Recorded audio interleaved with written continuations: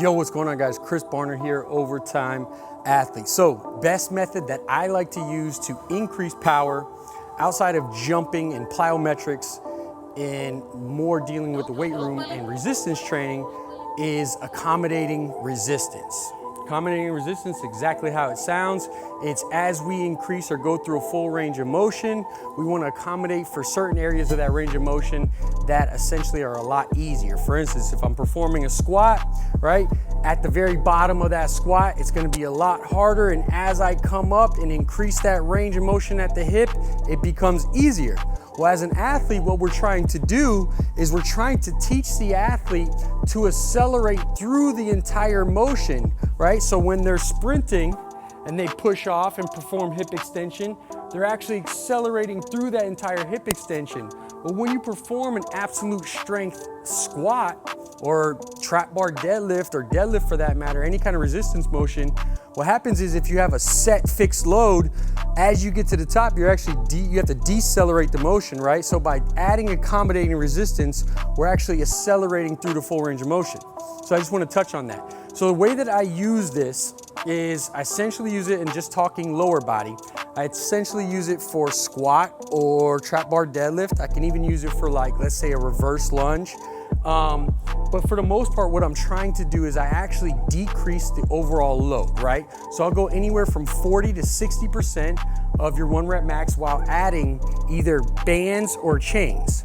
Now, I'll touch on chains. I like to add chains simply because the fact that when you add chains, right, you have to increase, or you make it a little bit more unstable for them.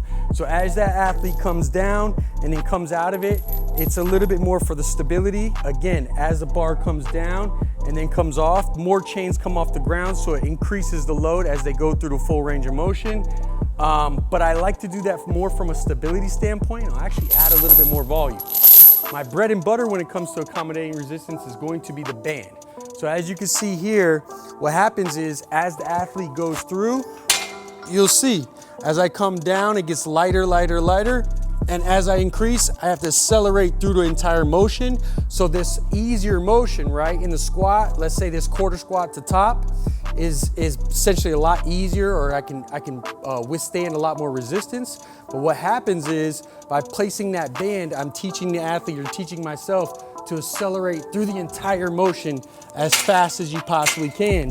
What they'll actually see in the field, and what this translates over to, is peak velocity and peak power, exactly what we're trying to transfer over to your sport.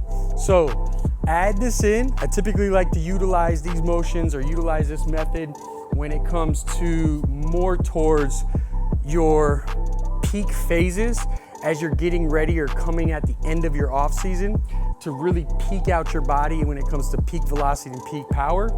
And really what I like to do is, I'll tell you guys, is follow Prelipin's table. I like to go anywhere from 6 to 10 sets, and I like to stay in that 4 and under rep range. And everything that you do with this, as far as quality, it's got to be quality of movement with the utmost intent and focus, meaning I want really rapid. The approach to each rep has got to be 100% maximal effort because you are performing in a speed manner. And like I said, this is what I like to focus on. It's just my bread and butter, meat and potatoes when it comes to working on that strength speed side of the speed strength continuum. All right, so I hope that helps. I'll let you guys next time.